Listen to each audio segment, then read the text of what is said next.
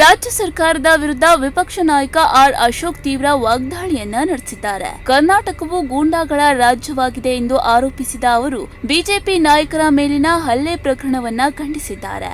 ಬೆಂಗಳೂರಿನಲ್ಲಿ ಮಾತನಾಡಿದ ಆರ್ ಅಶೋಕ್, ರಾಹುಲ್ ಗಾಂಧಿ ವಿರುದ್ಧ ಬಿಜೆಪಿ ಪ್ರತಿಭಟನೆ ನಡೆಸಿದ ಬಳಿಕ ಸರ್ಕಾರ ತಮ್ಮ ಪಕ್ಷದ ನಾಯಕರನ್ನ ಬಂಧಿಸಿದೆ ಎಂದು ಆರೋಪಿಸಿದ್ರು. ಈ ವೇಳೆ ತಾವು ಸೇರಿದಂತೆ ಹಲವು ನಾಯಕರು ಪೊಲೀಸ್ ಕಸ್ಟಡಿಯಲ್ಲಿ ಇದ್ದುದಾಗಿ ಹೇಳಿದ್ರು. ಬಿಜೆಪಿ ಶಾಸಕರಾದ SR Ramamurthy, doctor CN Ashwath Narayan ಹಾಗೂ ಇತರರ ಮೇಲೆ ಹಲ್ಲೆ ನಡೆಸಲಾಗಿದೆ ಎಂದು ಆರೋಪಿಸಿದ ಅವರು, ಕಾಂಗ್ರೆಸ್ ಕಚೇರಿಯಲ್ಲಿ ಶಸ್ತ್ರಾಸ್ತ್ರಗಳು ಹಾಗೂ ಮೊಟ್ಟೆಗಳನ್ನ ಸಂಗ್ರಹಿಸಿಟ್ಟಿದ್ದರು ಎಂಬ ಗಂಭೀರ ಆರೋಪವನ್ನ ಮಾಡಿದ್ರು. ಮತ್ತು ಆಮ್ ಆದ್ಮಿ ಎಣ್ಣೆ ಸಿಗಕ್ಕಾಯ್ತು, ಈಗೆಲ್ಲ ಒಂದಾವಟ.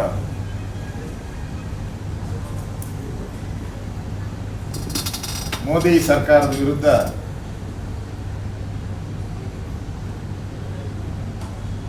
ಸುಳ್ಳು ಆಪಾದನೆಗಳನ್ನು ಮಾಡಿ ಧರಣಿ ಮಾಡಿದಾರಲ್ಲ, ಈಗಾಗಲೇ ಮೋದಿ ಸರ್ಕಾರ SIT ರಚನೆ ಮಾಡಿ ಎಲ್ಲರನ್ನೂ ಅರೆಸ್ಟ್ ಮಾಡಿ ಜೈಲಿಗೂ ಕಳಿಸಿದ್ದಾರೆ. ಇವ್ರಿಗೆ ಅದು ಬೇಕಿಲ್ಲ, ಇಲ್ಲಿ ರಾಜಕೀಯ ಮಾಡಬೇಕಷ್ಟೇ. ಯಾಕೆ ಅಂದರೆ ಮೂಲೆ ಗುಂಪು ಆಗ್ಬಿಟ್ಟಿದ್ರು. ವೆಸ್ಟ್ ಬೆಂಗಾಲ್ ಸೋತ ಮೇಲೆ, ಅಸ್ಸಾಂ ಸೋತ ಮೇಲೆ, ತಮಿಳ್ನಾಡು ಸೋತ ಮೇಲೆ ಎಲ್ಲ ಮೂಲೆ ಗುಂಪು ಆಗೋಗ್ಬಿಟ್ಟಿದ್ರು.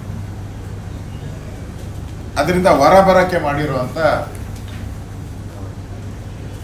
ಒಂದು ನಾಟಕ ಇದೆ. ಇನ್ನು ಹಲ್ಲೆ ನಡೆಸಿದವರ ವಿರುದ್ಧ ಗೂಂಡಾ ಕಾಯ್ದೆಯಡಿ ಪ್ರಕರಣ ದಾಖಲಿಸಿ ಕಠಿಣ ಕ್ರಮವನ್ನ ಕೈಗೊಳ್ಳಬೇಕು ಎಂದು ಆಗ್ರಹಿಸಿದ ಆರ್ ಅಶೋಕ್, ರಾಜ್ಯದಲ್ಲಿ ವಿಪಕ್ಷ ನಾಯಕರ ಭದ್ರತೆ ಪ್ರಶ್ನಾರ್ಥವಾಗಿದೆ ಎಂದು ಹೇಳಿದ್ರು. ಈ ಕುರಿತು ಪೊಲೀಸ್ ಆಯುಕ್ತರಿಗೆ ಮನವಿ ಸಲ್ಲಿಸಲಾಗುವುದು ಎಂದರು. ರಾಜ್ಯ ಸರ್ಕಾರ ಕಾನೂನು ಸುವ್ಯವಸ್ಥೆ ಕಾಪಾಡುವಲ್ಲಿ ವಿಫಲವಾಗಿದೆ ಎಂದು ಟೀಕಿಸಿದ ಅವರು, ಬಿಜೆಪಿ ನಾಯಕರ ಮೇಲಿನ ದಾಳಿಯ ಬಗ್ಗೆ ಸಮಗ್ರ ತನಿಖೆ ನಡೆಸಿ ತಪ್ಪಿತಸ್ಥರ ವಿರುದ್ಧ ಕ್ರಮ ಕೈಗೊಳ್ಳಬೇಕೆಂದು ಒತ್ತಾಯಿಸಿದ್ರು. ಬಿಜೆಪಿ ಮತ್ತು ಕಾಂಗ್ರೆಸ್ ನಡುವಿನ ರಾಜಕೀಯ ವಾಗ್ವಾದ ಮತ್ತಷ್ಟು ತೀವ್ರಗೊಂಡಿದ್ದು, ಹಲ್ಲೆ ಪ್ರಕರಣ ರಾಜಕೀಯ ಚರ್ಚೆಗೆ ಹೊಸ ತಿರುವು ನೀಡಿದೆ.